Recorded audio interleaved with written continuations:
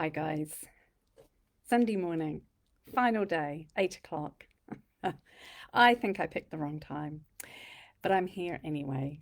And I am going to do a wrap up of the last 7 days on talking about the, the role that language plays in self care. Now, this whole topic kind of grew out of my go to statement, which is start with the small stuff. And those of you that know my background as a behavior analyst and a former psychologist will know this stems from the whole idea that we want people to feel successful quickly.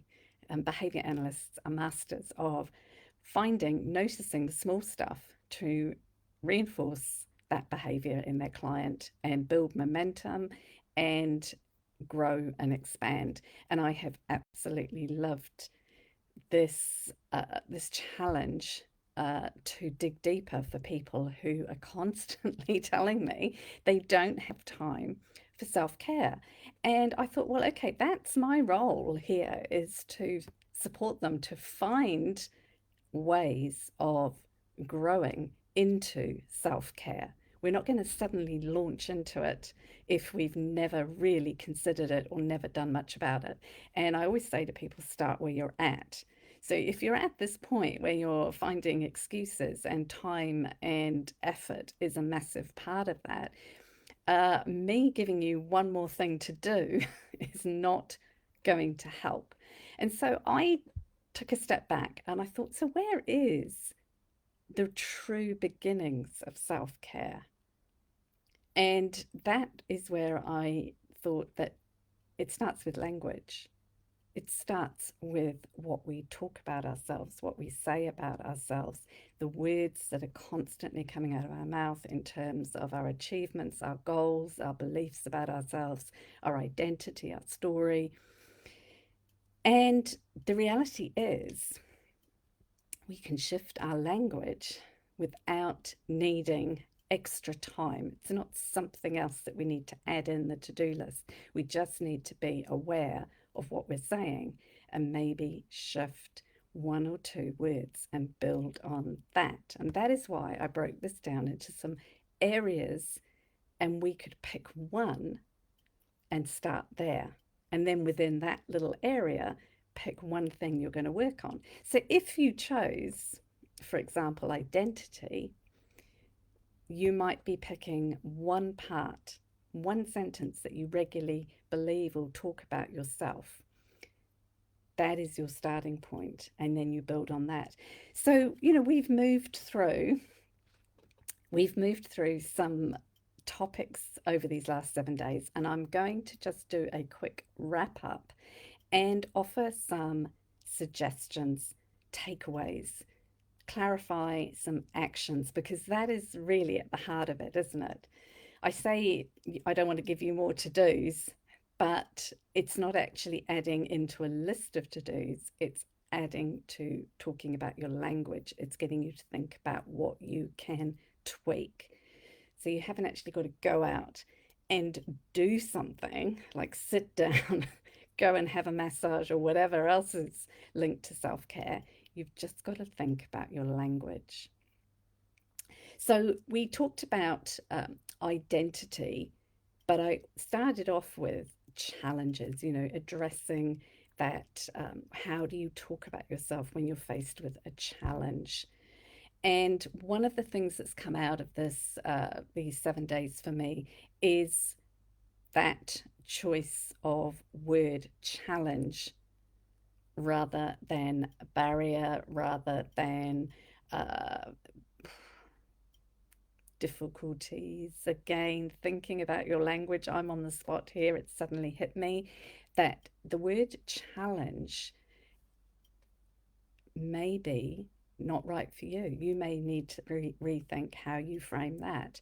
But whatever it is, find a word that inspires you versus a word that creates resistance in you. So when something comes up, when a roadblock, I don't know, whatever you like, whatever works for you, think about what you say to yourself and the words that you use to describe it. And that is why I have chosen challenges, because it's more about rising up to it.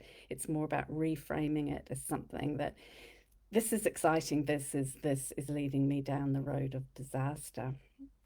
And I think one thing that we need to take away from that is, and this was overarching for all the topics, was this idea that we need to be telling the truth more about ourselves. We're often not sharing the whole truth about the situation.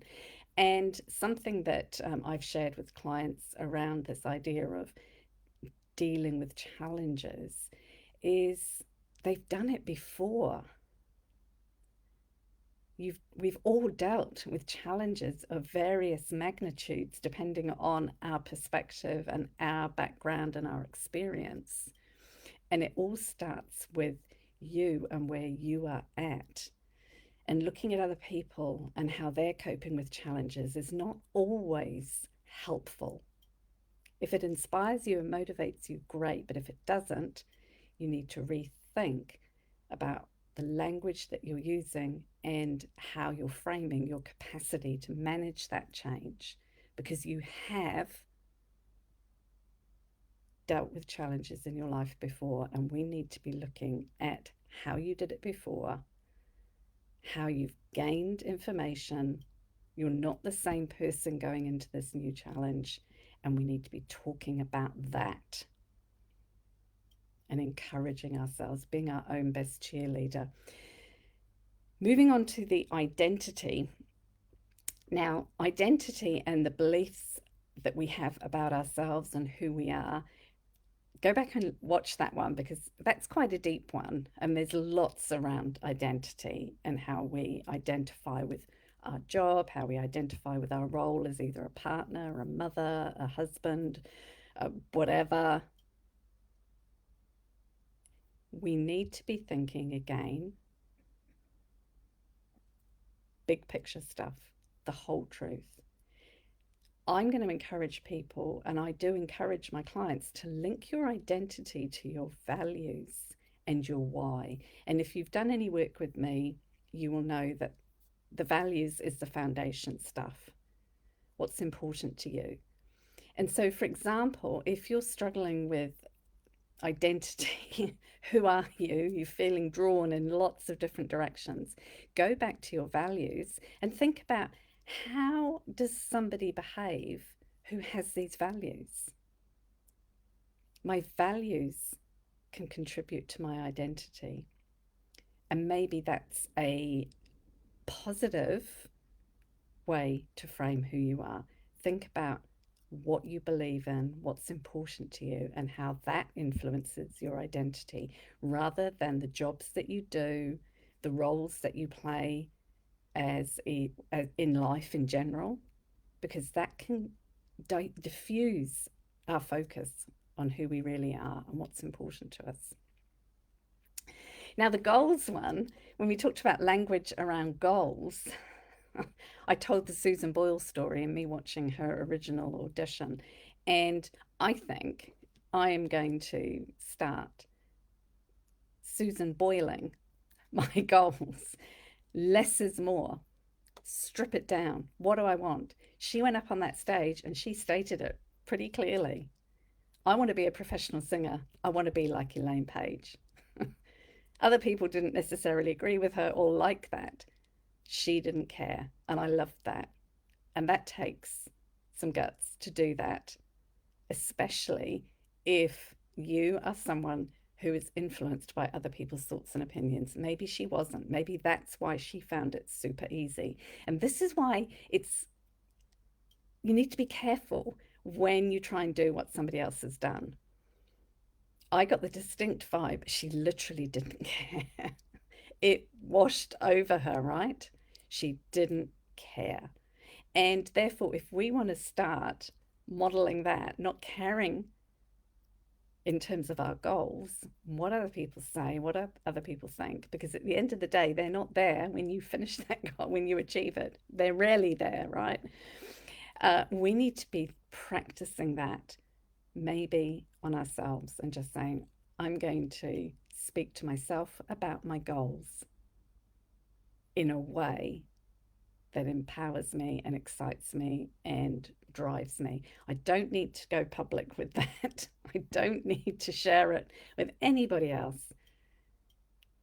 It's about the way I talk to myself. And this is true self care, right?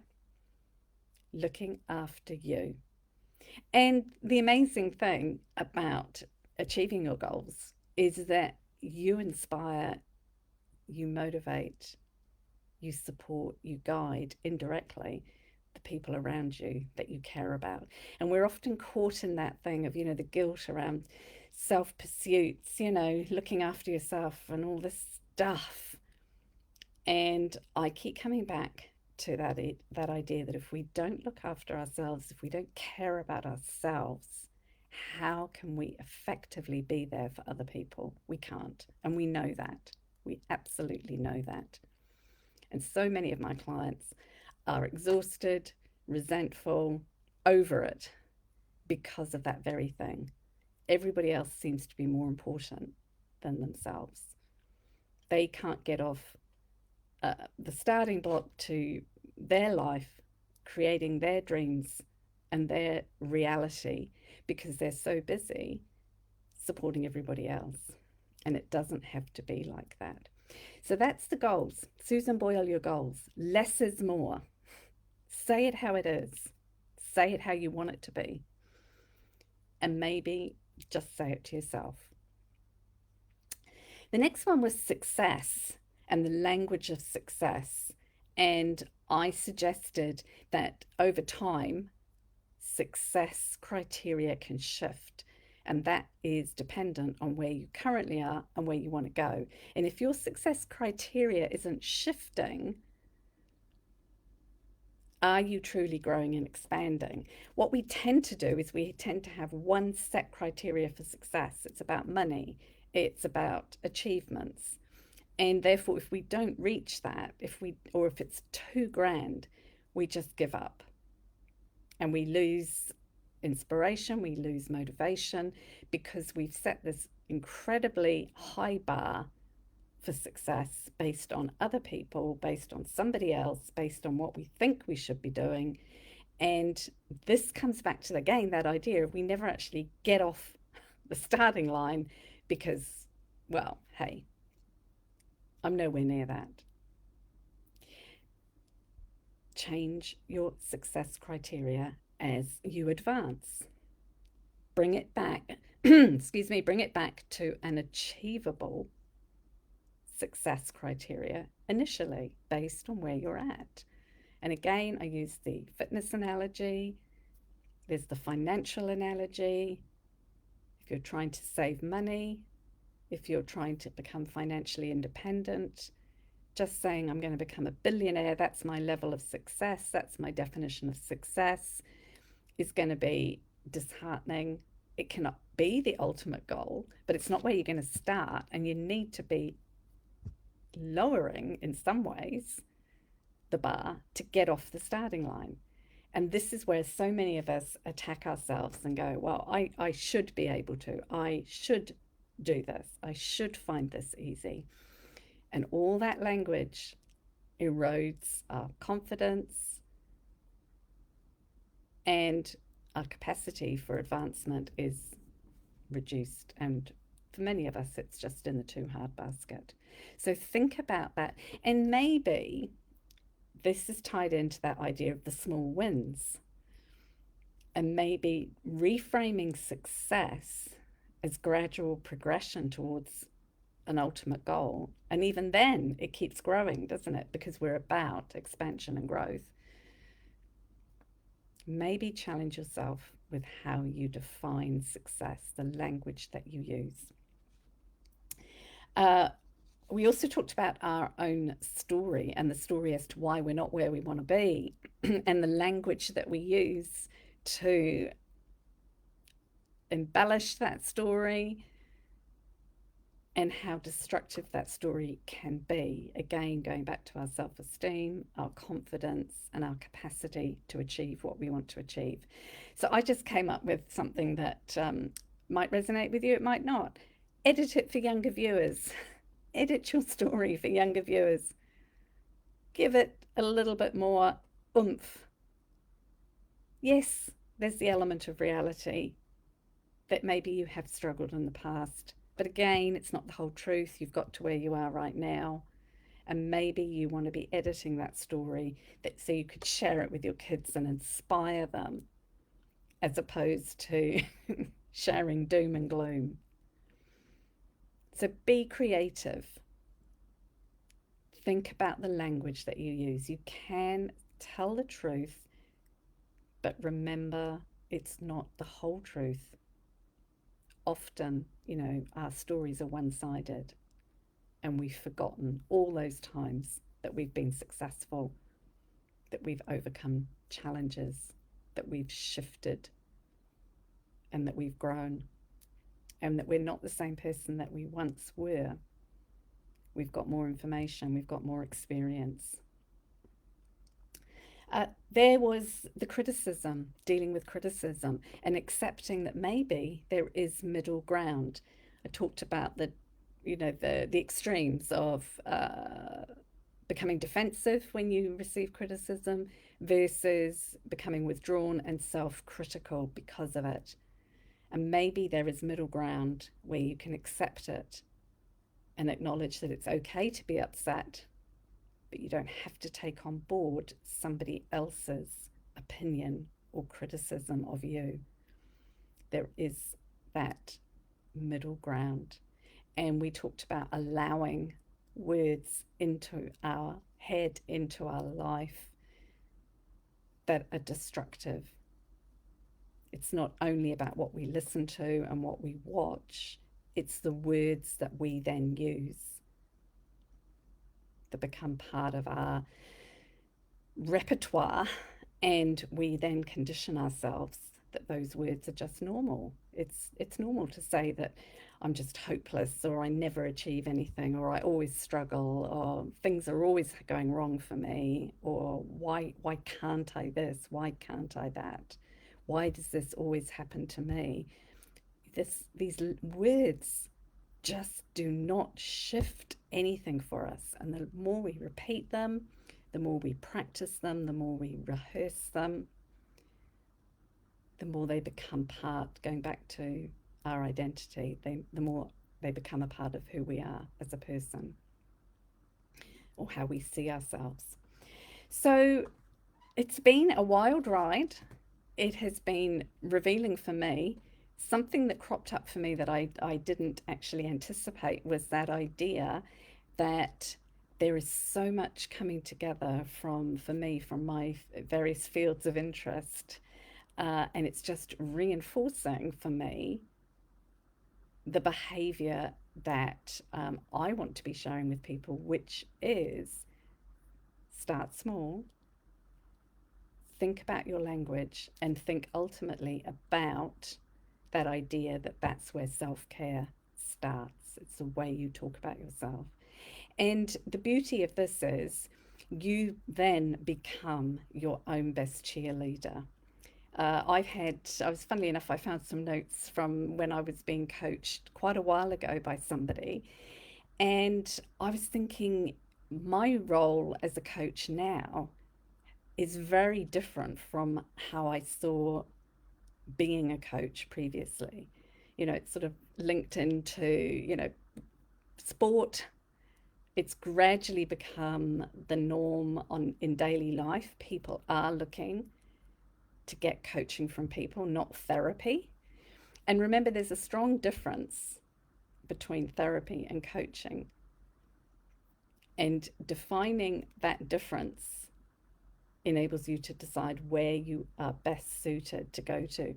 Therapy is about dealing with where you are now. You're not ready.